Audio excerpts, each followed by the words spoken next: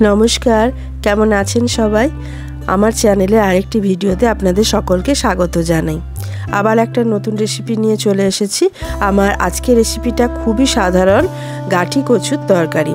এটা একদম নিরামিষ রান্না। আমি কিভাবে করি সেটা আপনাদের সাথে শেয়ার করব।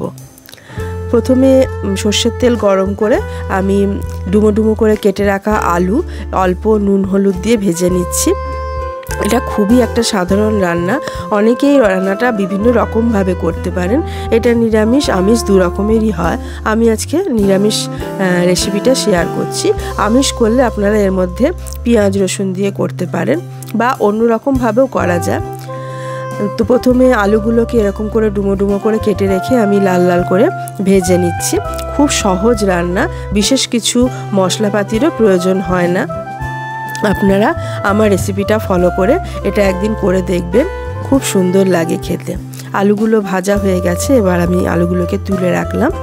এবার আমি গাঠি কচুগুলোকে এরকমভাবে কেটে রেখেছিলাম, ডুমো ডুমো করে কেটে ভালো করে ধুয়ে নিয়েছিলাম, কারণ কচুর গায়ে মাটি লেগে থাকে, তাই খুব ভালো করে ধুয়ে নিতে হবে। এবার সেটাকেও আমি এবার গরম তেলের মধ্যে ভেজে নিচ্ছি, আলু ঠিক যেমন করে ভেজেছিলাম ওরকম, সামান্য নুন আর হলুদ দিয়ে। এবার গাঠি কচুগুলোকে এই নুন হলুদ দিয়ে ভালো করে নাড়াচাড়া করে ভেজে নিচ্ছি।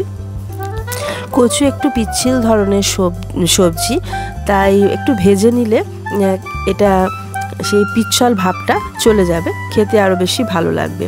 আপনারা চাইলে এটাকে নাও ভাজতে পারেন। এবার আমার ভাজা হয়ে গেছে, এবার আমি এটাকে আলাদা করে তুলে রেখে দিচ্ছি। এবারে কড়াইতে আর একটু সামান্য আমি সর্ষের তেল দিয়ে দিলাম। এবার সর্ষের তেলের মধ্যে আমি দিয়ে দিচ্ছি দুটো তেজপাতা আর এক টুকরো দারচিনি আর একটা এলাচ আর সাদা জিরে। একটু ভাজা হয়ে গেলে আমি এর মধ্যে একটা বাটা মশলা দিয়ে দিচ্ছি। বাটা মশলার মধ্যে রয়েছে আদা বাটা, টমেটো বাটা আর লঙ্কা বাটা, মানে কাঁচা লঙ্কা বাটা। এবার গুঁড়ো মশলাগুলো দিয়ে দিলাম, হলুদ গুঁড়ো, জিরে গুঁড়ো, ধনে গুঁড়ো আর কাশ্মীরি লঙ্কার গুঁড়ো, আর তার মধ্যে সামান্য একটু চিনি দিয়ে দিলাম। এটা একটা নিরামিষ রান্না, তাই তার মধ্যে অল্প একটু মিষ্টি দিতে হয়। এবার মশলাটা খুব ভালো করে কষানো হয়ে গেছে, আমি এর মধ্যে ভেজে রাখা কচু আর আলুগুলো দিয়ে দিচ্ছি। কচু আর আলু দিয়ে মশলার সাথে খুব ভালো করে কষিয়ে নেব। এইটা বেশি ঝোল হবে না, একটু গা মাখা মাখা হবে, খেতে ভীষণ ভালো লাগে। নিরামিষের দিনে এটা অবশ্যই একদিন রান্না করে দেখবেন। অনেকে আছে যারা কচু খেতে একদম ভালোবাসে না, গাঠি কচু একবার এরকমভাবে রান্না করে দেবেন, তারা অবশ্যই রান্নাটা খেতে ভালোবাসবে। এবার মশলার সাথে আমি কচু আর আলুটা খুব ভালো করে কষিয়ে নিলাম। এবার প্রয়োজন মতো জল দিয়ে দেবো, যতটা সিদ্ধ হওয়ার জন্য দরকার তার থেকে সামান্য একটু বেশি দেবো। এবার দিয়ে দিলাম স্বাদ অনুযায়ী নুন। এবার নুন দিয়ে খুব ভালো করে এটা নাড়াচাড়া করে নিচ্ছি।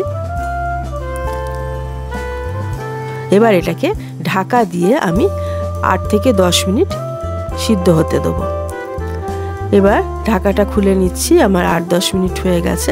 এবার দেখুন কচু আলু সব ভালো করে সিদ্ধ হয়ে গেছে। আমি একবার চেক করে নিচ্ছি, খুব ভালো করে সিদ্ধ হয়ে গেছে।